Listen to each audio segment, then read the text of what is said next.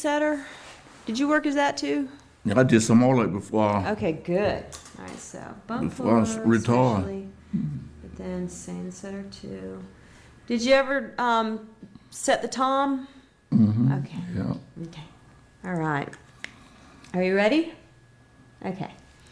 All right. I'm Barbara Garrity-Blake, and I'm here at the North River Fire Department. I'm talking to Mr. Elvin Jones on November 5th.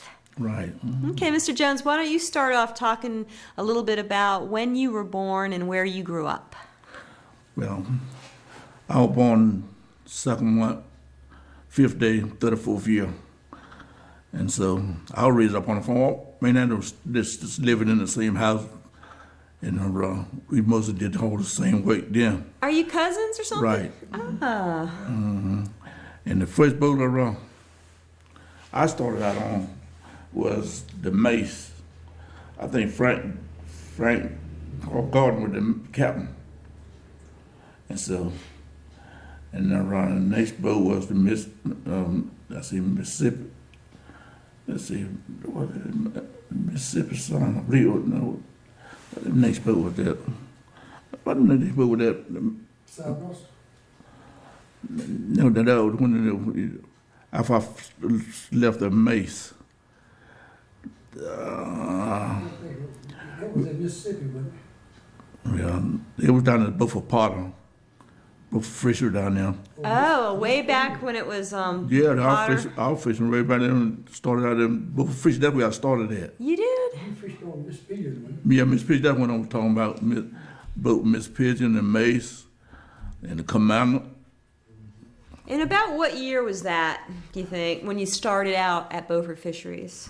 Well, I don't exactly know, but that's most I started out fishing. When I started out fishing, that's most all I did was fish. And that's where I started out at. Uh-huh. What year that was that, I don't know. About 53 or 54. About 53, something like that, 54, something like that. I started in 55. Okay. Yeah. All right. And so what was your first job on a Menhaden boat? I worked in a bump pile. You Pulling worked net. in the bunk pile? Yeah, put a net. Okay. So So, we used to put net by hand. That's what I started, like, pulling net by hand. uh-huh. That was a job too. I bet. It was, and so, Can you tell me what the job of a bunt puller is? well, that we was all in the bump pile. About he ended up running the bump pile, pulling the net by hand. Was that the hardest job? That's the hardest job till we got on power block. Uh-huh. So when we got on power block, that made it much easier. So could you tell me how you got together and pulling in that net? Well,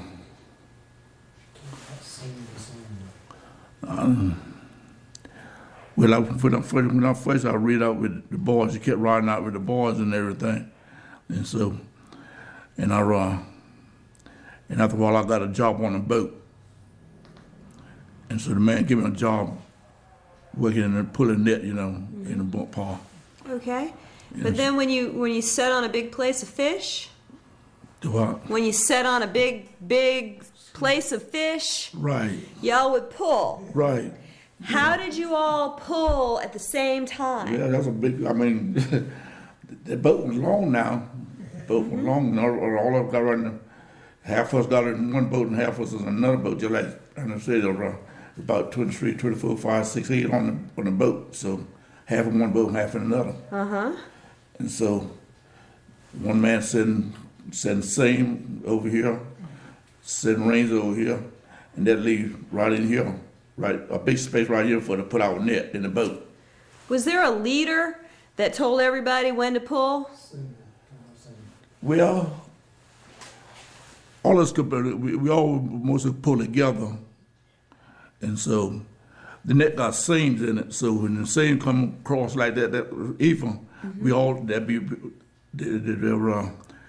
then we be pulling together. Then we be pulling together. So. What if somebody wasn't working as hard as somebody else? Could you tell? Yes, you could tell that you could. How would you know? Well, they would be behind. Yeah. The same, some of the same be up this way, the same be way behind. You tell it. You can tell it. But some places, where you had to pull harder than the other. Up to the next part of calks. You had to pull harder up that way, and you will. And most of them, they call all the fish lays up there by the calk. And so that's how how hard it be up there by the calk. If somebody wasn't pulling hard enough, would you tell them that? What would you do? What would you do to that person? Tell him, come on, you gotta come on. Yeah. You gotta catch up. Yeah. And so. So did you wear gloves? Did you wear gloves? Gloves. In the wintertime we did. It be so cold out there in the wintertime. Good gracious. Your hand would be freezing. And then we could go to the and warm your hand up right there. They would hurt.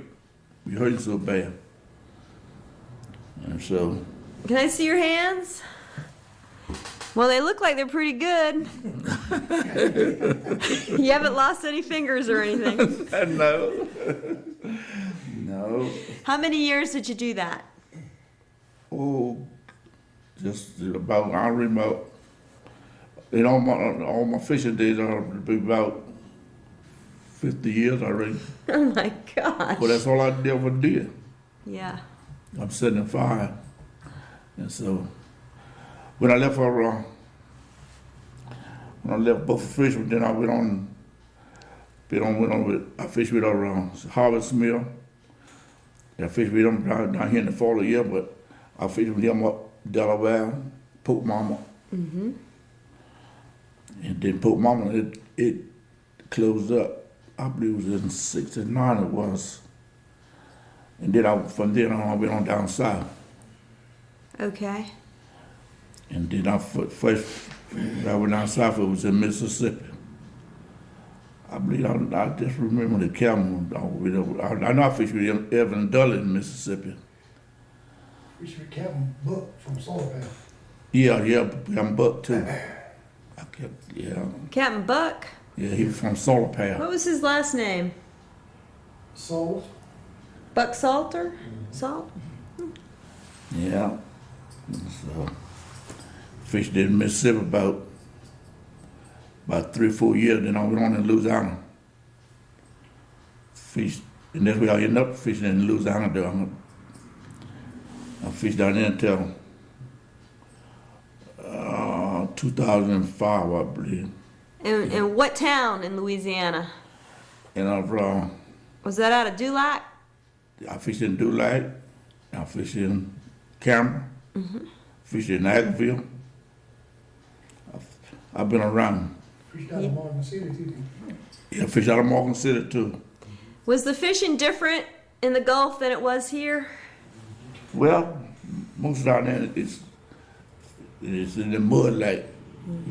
Put it in, because we had a power block there when I went up that way. But it still was hard work. And down that way, it's most of be in the mud. Around here is sand and land. Yeah. And so it's harder in that mud than it is around here and up north. Up north, I believe about the easiest place I fish, I really. Well, Mr. Jones, when you went to the Gulf, did the whole crew come from here? Well, we had some from Alabama, Virginia, here. Okay, it was all mixed up. Mixed up, right. Okay. And was the food better down there? Was it Louisiana Cajun food on the boats? Oh, yeah, it was nice. What kind of food? It was just like home. Living on that boat just like home. Yeah. We come home about 2-3 times on season. 4th of July, Labor Day, or something like that there. What kind of food did they serve on a Menhaden boat? Well, just like you do home. Just like you do home. Like what? Cook say anything you want, just he ordered for us. Okay. Yeah. All right. So you must have remembered when you switched from from pulling by hand to the power block. Right. What was that switch like? What was it like to change over? Oh, that was way on a better working. Mm-hmm. Easier. Yeah. I was made and do like, I did some all the, I've been all around, I could do anything in the boat. Yeah, I could go captain. I learned a lot. Did you ever, were you ever captain? No, I didn't ever go to captain. I didn't ever be a captain, but I went mate. Mm-hmm. And he mate next to the captain. Yeah. Who was your favorite captain to work with? I think my favorite was Jackie Simpson. Yeah. He was a nice captain. Yeah, he was good. I fished Davy Yates too. He was nice too now. Uh-huh. Yeah. Charlie Pittman, I fished with Charlie Pittman. Let's see, who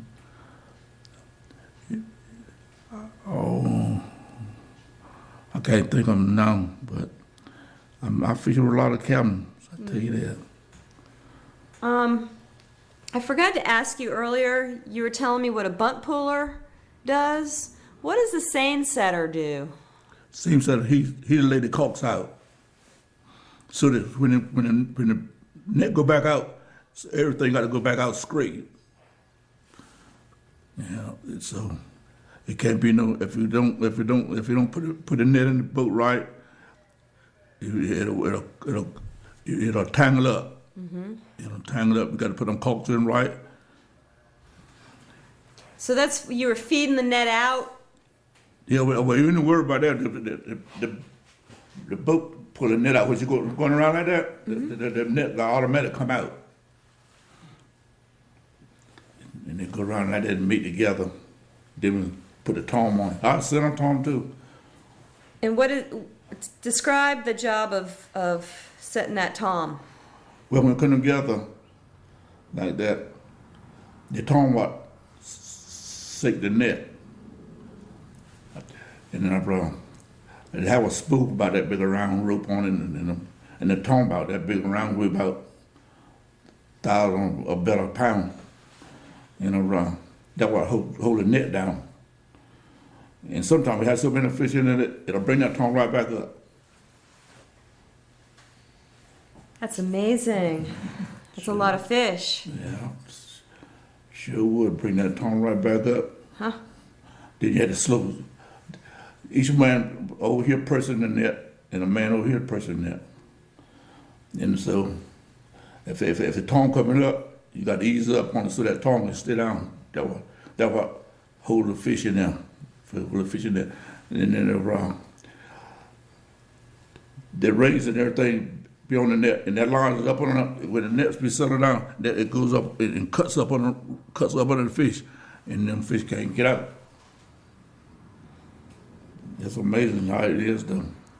And why did you quit fishing?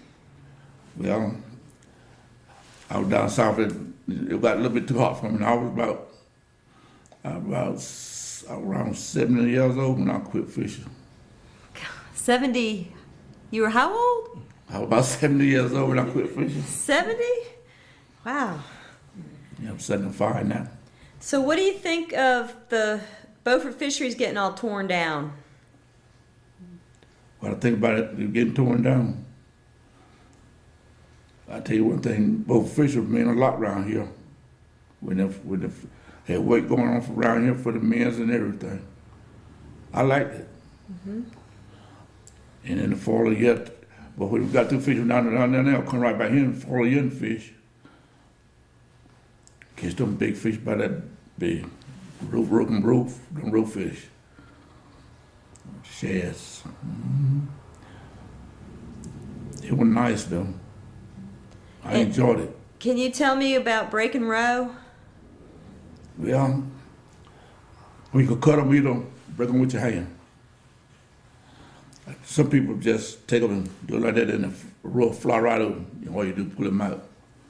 I'll cut them in one, broke them in one. And then you slice the fish down the belly like that there, lay the belly over, that fish will lean right there to you. I'll cut I'll cut them to sell. And how did you like to cook your roe? I like cook them. Yeah. Oh, good gracious. I love it. How'd you eat them? With from, you put meal and flour on them, salt and pepper, from just like you do a fish. You don't want to fry 'em too hard, I don't want to fry 'em too long, then it's going to be tough. I fry 'em just right, like you do a shrimp. Just like you do a shrimp, you fry a shrimp too long, he get tough. Do you ever eat roe anymore? You can't get them no more. No. Sometimes I used to wait at the fish house and someone coming down. And I break something like that there, but they don't really do that no more. What fish house did you work at? Down here right here, right there's a Beaufort Bridge there. Oh, Homer Smith? I waited him too, and I waited both of them fish houses down there. Oh, that Luther Smith too on the other side? Fish house. I waited with him the most, the Luther Smith. Down on Leonard too. Okay. That's where I've seen you before. We probably did. I think so. Yeah. Okay. Well, is there anything else you'd like to add? Is there anything else you'd like to add? No, not exactly right now. So I think that's just about it. Cause that's when I ended up fishing, and that was it. I retired, and cause I ain't stopped working yet. Though. I just do. If I had to raise a garden, I can't live around the house. Yeah. No. You got to do something, huh? I do something. Yep. Yeah. All right. Well, thank you, Mr. Jones. You sure welcome. All right. So let's stop that. And Ernest, you want to